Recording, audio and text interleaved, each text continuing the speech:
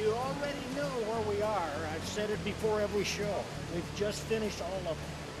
I want you to enjoy the interviews from people that you will not believe some of the personal things they're going to share with you. Their books, their testimony, every part of this program you will enjoy. Please sit back, enjoy what God has in store for you. Thank you for watching. God bless you.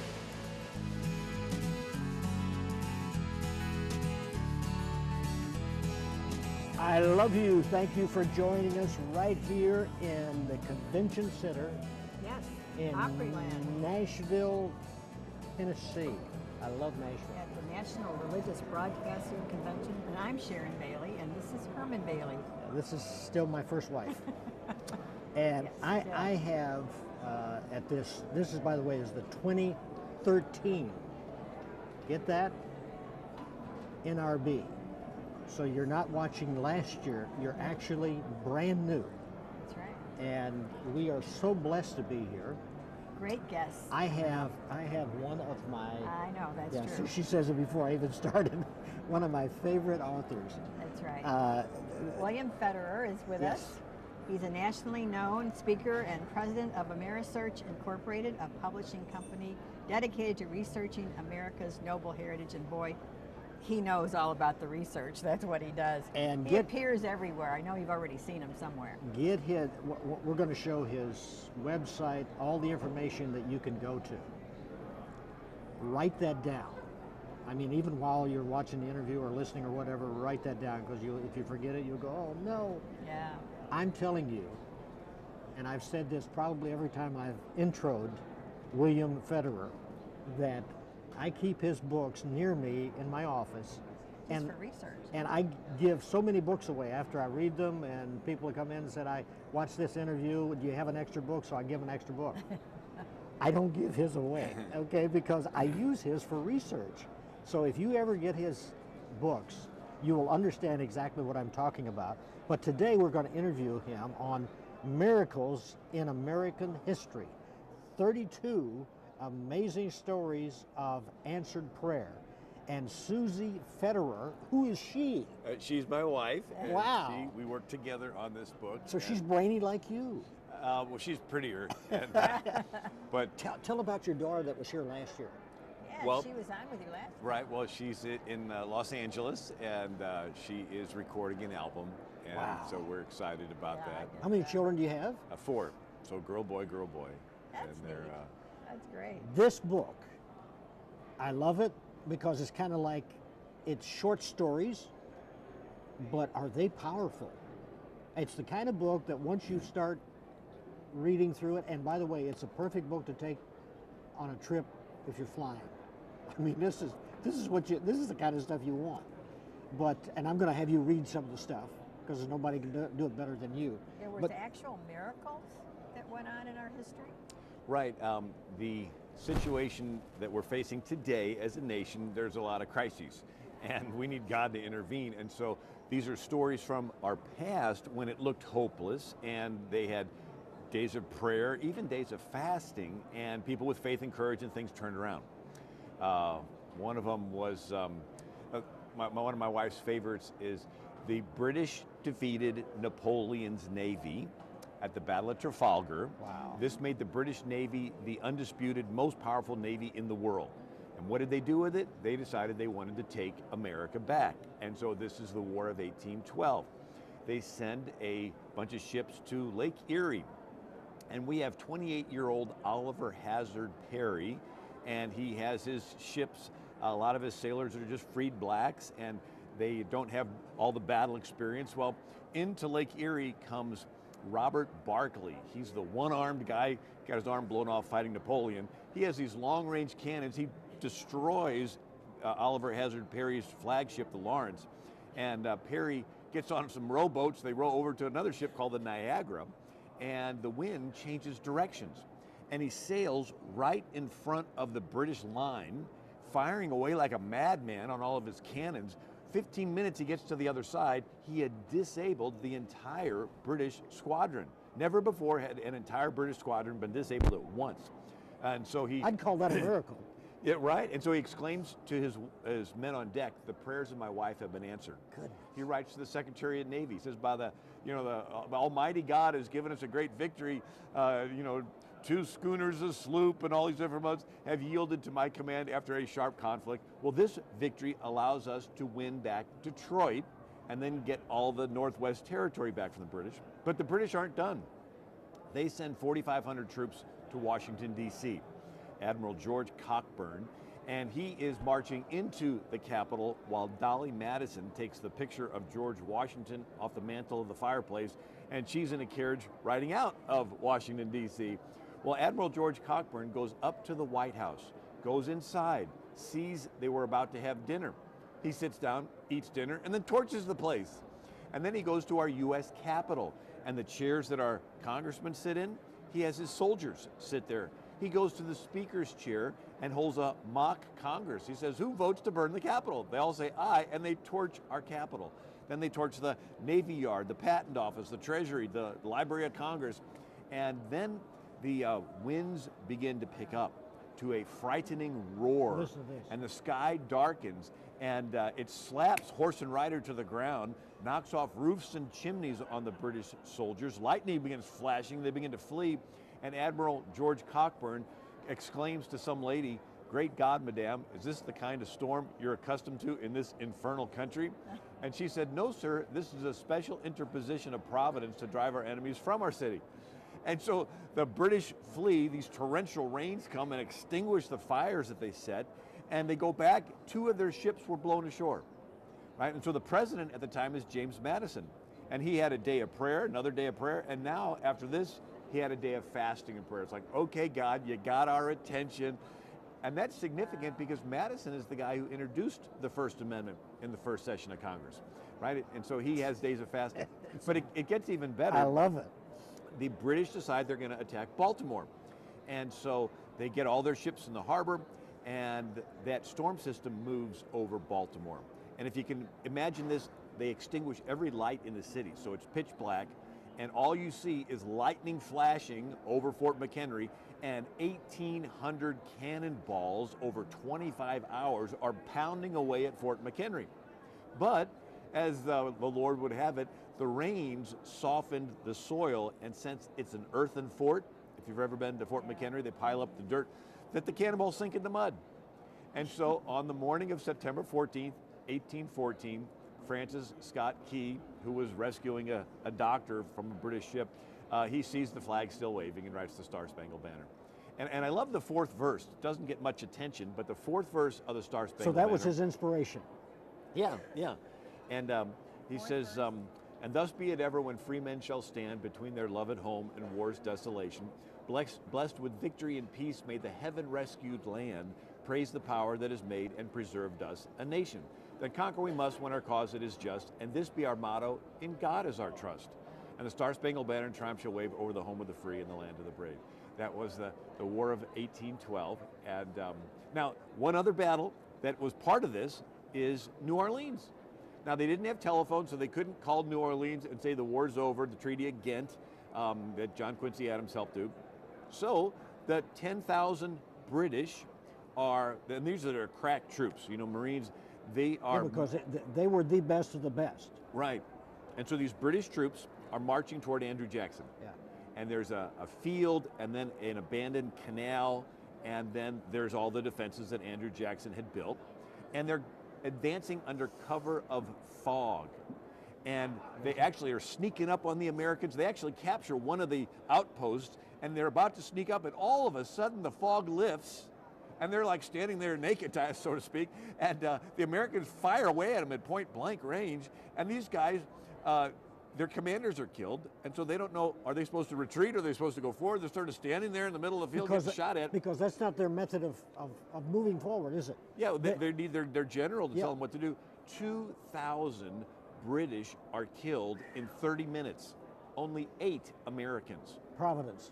Wow. I mean, and so Andrew Jackson writes, to the James Monroe, the Secretary of War, he says, by the all-powerful dispensations of God, we've been protected beyond all expectation. Unbelievable. He goes on to say that every ball and bomb and rocket of ours had with it a mission of death, but then they didn't get us. And this is a miracle. Now the British left, and they were going to attack Mobile, Alabama. Wow. But word comes that Napoleon, who had been captured and banished to the island of Elba, word came across that Napoleon escaped.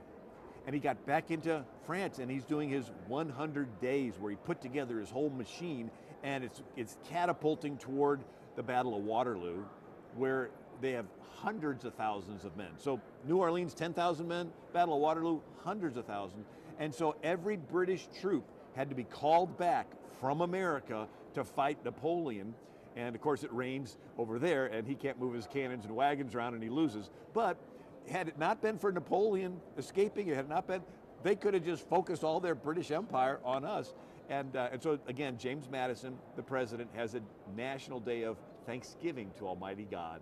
And so these are historical events, and I sort of, with my wife and I, we sort of put the transparency of prayer. It's like, okay, all these great things happen, and they just happen to have days of prayer, and just happen to have days of fasting and prayer. And so here we are today facing some crises, and we need to have prayer and people with faith and courage today. But we have moved prayer out of the picture. Certainly fasting is not even part of seeking God's hand and direction in America. Talk about George Washington. I mean, it says Washington had 4 bullets through his coat, yet unharmed. Right, it's the French and Indian War. So you had global empires. First was Spanish, right? The sun never set on the Spanish Empire, and then the Portuguese, and then you had the Dutch. They had a merchant military, and they had Jakarta, Indonesia, and they had New York, which used to be New Amsterdam, and then there was the French, and then the British. And so these were global empires, and so there's the French and Indian War. And so in America, the British want to take Pittsburgh, Fort Duquesne, which was a French fort, and 1,400 British are marching, and about 8 miles from Pittsburgh, they're ambushed. 900 of the British soldiers are killed. Matter of fact, Daniel Boone, I was emailing Pat Boone, but his ancestor is Daniel Boone. Yes. And Daniel Boone was riding one of the wagons. He was the wagon driver for one of the wagons at this battle. And so Washington is carrying plans back and forth. So there's the Edward Braddock is the British general. Washington is carrying his orders back and forth. And anyway, Braddock gets killed. Every other officer on horseback gets killed. All that's left is George Washington. He had 2 horses shot out from under him and 4 bullet holes through his coat, but escaped unhurt.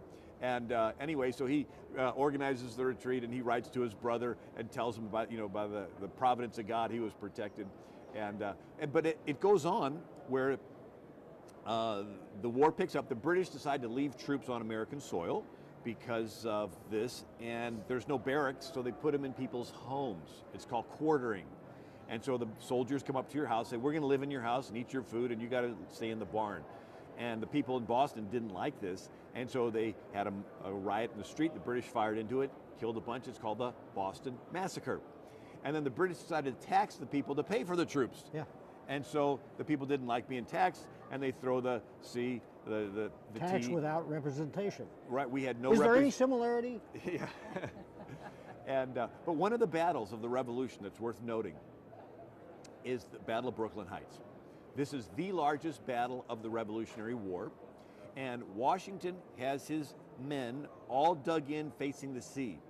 The largest invasion force in world history up to this point, 400 British ships pack into the harbor. They said it looked like a forest because of all the masts and sails and everything.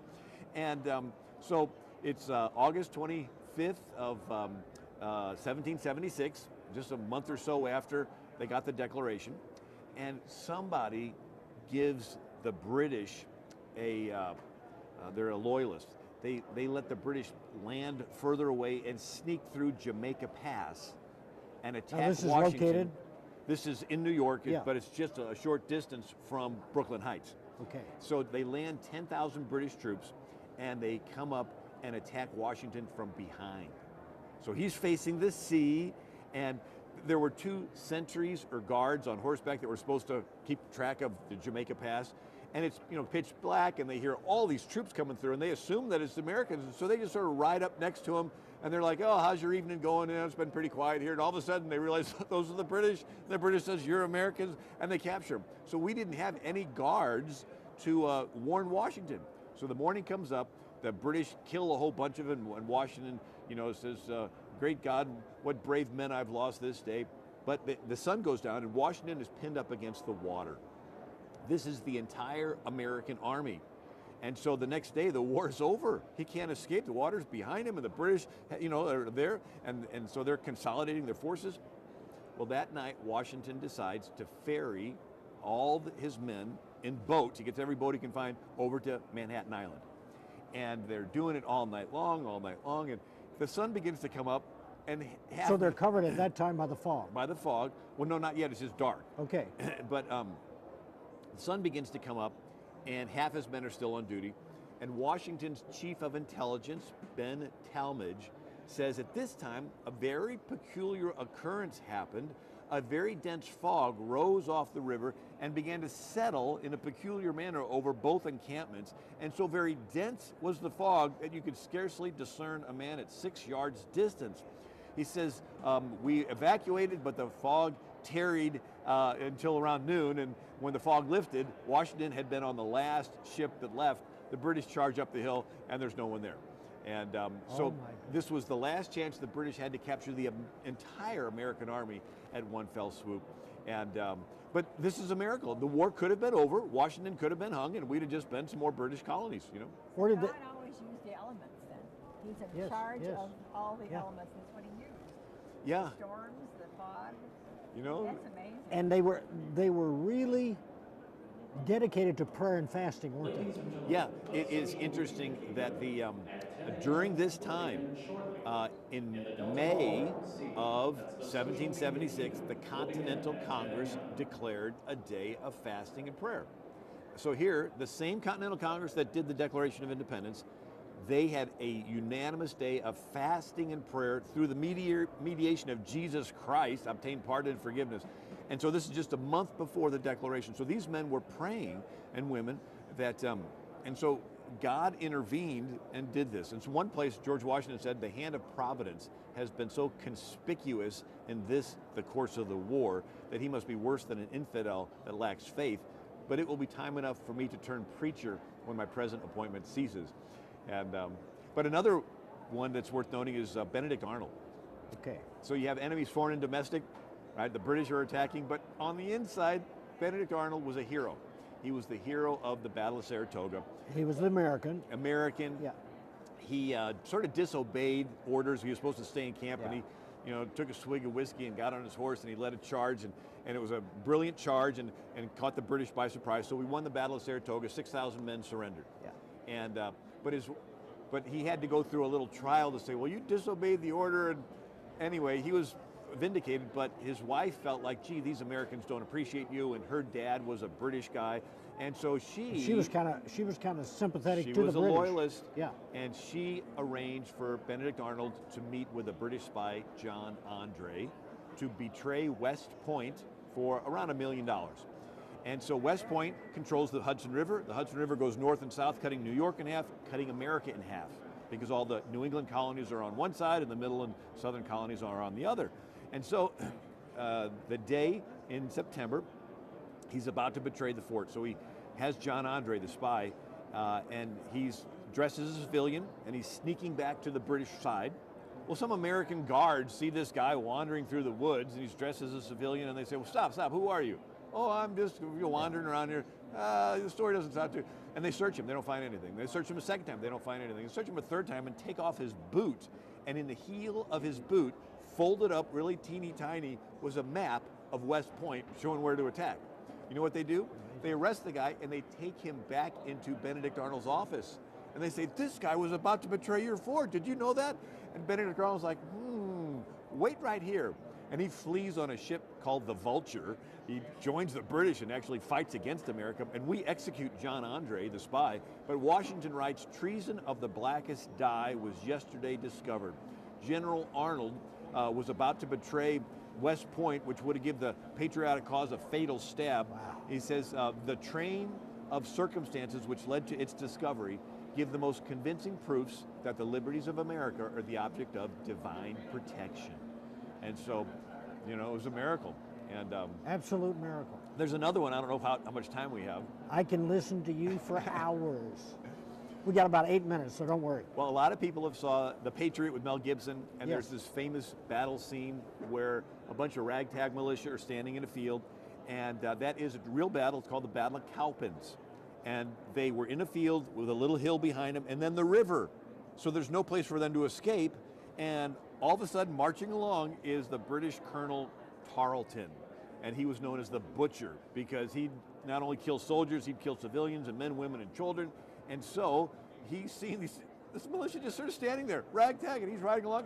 He just can't resist the temptation. He charges. They fire twice and retreat. He charges, follows them over the hill, and on the other side of the hill, he's met with 400 battle-hardened American troops at point-blank range, and they fire away, kill a bunch, and they capture 800.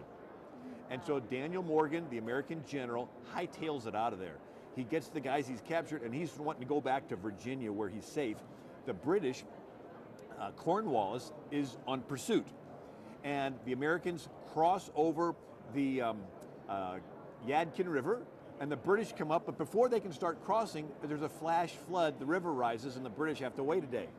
And so then the British are going even faster. They're trashing their wagons and their supplies, and they're just, you know, getting rid of it so they can hurry up. And they get to the Yadkin River, or the Catawba River, right as the Americans are getting out the other side. Another flash flood. And then they're chasing, and then at like 2 o'clock in the morning, they get to the Dan River, only to see the Americans had just gotten out the other side. Oh And so the British commander, Henry Clinton, said, here the Royal Army was again stopped by a sudden rise of the waters, which had only fallen almost miraculously to let the enemy over, right? And so Cornwallis, all his supplies are trashed. He has to wait there on the river around Yorktown for more supplies, and that's where Washington surrounds him and forces him to surrender. So, you know, rising to the river, just one of these little miracles in American history. Did all agree with prayer during that time? Or were there some that said, you know, this is getting out of hand? No, even Ben Franklin at the Constitutional Convention, he said, during our contest with Great Britain, we had daily prayer in this assembly for divine protection. And our prayers, sir, were heard and graciously answered. And Ronald Reagan talked about how every year during the Revolution, they had days of prayer. Matter of fact, not only days, but days of fasting and prayer. And then there's George Washington issuing orders to his troops to observe the days of fasting and prayer. And so they were not deists. Deists believed God did the laws of nature and then left town. No, these were people that believed you could pray and God would intervene in your circumstance. And I sort of think of it as a cycle of nations. You know, nations are just a lot of individuals. And so as individuals, we make a covenant with God, believe in Jesus, then we're blessed. And then we begin to backslide and maybe watch stuff on the TV, on the internet we shouldn't, or listen to some gossip. And then we have prophets telling us to repent, you know, like the Old Testament prophets or whatever. But usually human nature says, I'll repent, but later, right? And then, as Shakespeare said, all hell breaks loose and we're flat on our back and there's problems too big for us and we cry out to God and God somehow delivers us, you know? Like in the Old Testament, they'd send a Joshua, Gideon, and then they were delivered and then they renewed their covenant. And so America, we made a covenant with God. The Declaration says appealing to the supreme judge of the world. And then America was blessed with Eli Whitney inventing the cotton gin, Robert Fulton inventing the steamboat, Samuel Morse inventing the telegraph. But then America began to backslide through slavery, expanding into the new states coming into the Union where they thought it was on its way out. We had prophets like abolitionists, leaders telling us to repent. We didn't. Judgment came, 500,000 people died. Then we repented, and Lincoln had a day of fasting and prayer, and we renewed our covenant. But we're somewhere on that cycle today. Unfortunately. Share this, and by the way, you have got to get a copy. You will absolutely, what he's talking about from memory, actually are on these pages. I mean, he could quote the entire book, and by the way, let me just show some of the other books before we go off. Terrific read. These are some that I. Yeah, that one is 1 page per day. Yeah. So every look day at this. Look at there this. is a short Every history day, story. There's a short history. And it always has a way to go back to faith and some miracle and Make yourself available, and this one here. that one shows that every colony was started by a different Christian denomination. Virginia was founded by Anglicans, Massachusetts by Puritan, Rhode Island by Baptist, New York by Dutch Reformed, Delaware and New Jersey were founded by Swedish Lutherans, Maryland Catholic, Pennsylvania Quaker, Connecticut, New Hampshire Congregationalists. They did not get along. Wow. They would chase each other out of each other's colonies, but then they had to work together to fight the revolution against the King of England. After the revolution, their attitude was, we may not agree on religion all the time, but you are willing to fight and die for my freedom. I need to let you practice your faith. So that's when they began to tolerate first Protestants, and then Catholics, and then Jews, and liberal Christians, finally tolerated the atheists, and the last ones in the boat decided it was too crowded and decided to push the first ones out. So now it's backfired. Everybody's tolerated except the Christians that founded the country. Share this with them. Look at the different denominations on this page, 75. Right. So you get your book, turn to 75. So these are the ones that wrote the U.S. Constitution. 26 Episcopalians, and there were the Anglicans, 11 Presbyterians, 7 Congregationalist Christians that signed the Constitution and helped write it, 2 Lutherans, 2 Reformed, Dutch Reformed, 2 Methodists, 2 Quakers, 2 Catholics signed the Constitution, and Ben Franklin, who called for prayer at the Constitutional Convention. And so then one of the things I did is research the state constitutions. Okay, so this U.S. Constitution has to go to the states to be ratified. Well, who ratified it? Well, office holders in these states, and lo and behold, the state constitutions required all office holders to be, nine states required them to be Protestant Christians. And then 3 And believe in Jesus Christ. Yeah, and so you got North Carolina, and it says, no person who denies the being of God or the truth of the Protestant religion shall hold any office in this state, right? But there were some that were a little liberal that allowed Catholics to hold office. So Maryland said all you had to do was be a Christian to hold state office, which meant you could be Protestant or Catholic. Delaware said all you had to do was believe in the Trinity. And then Ben Franklin signed Pennsylvania's Constitution that said all you had to do was believe in God, the creator and governor of the universe, the rewarder of the good, the punisher of the wicked, and acknowledge the scriptures to be given by divine inspiration. And then the most liberal state was the most evangelical, Rhode Island. And they said that we're not going to have a requirement religiously to hold office because somebody could say they're Christian just to get elected, and that would be hypocritical. Wow. I mean, could you imagine somebody just saying they're Christian to get elected? Wow. Anyway, but those were the states that approved the U.S. Constitution. You're amazing. He's amazing. Yeah, I'm not kidding. That I just kidding with him before we started. I said, in heaven, I'm going to take your brain. Okay. Jesus Christ is the answer to every need you may have. He is a prolific writer. The greatest books, when you get them, you'll be just like me. I'm sorry, I can't give this to you. You'll have to order your own. But let me tell you, with that said, this is the greatest book you'll ever read. Every need that you may be faced with today, the answer is right here. Open it today, read at least 2 chapters. God bless you. Bye-bye.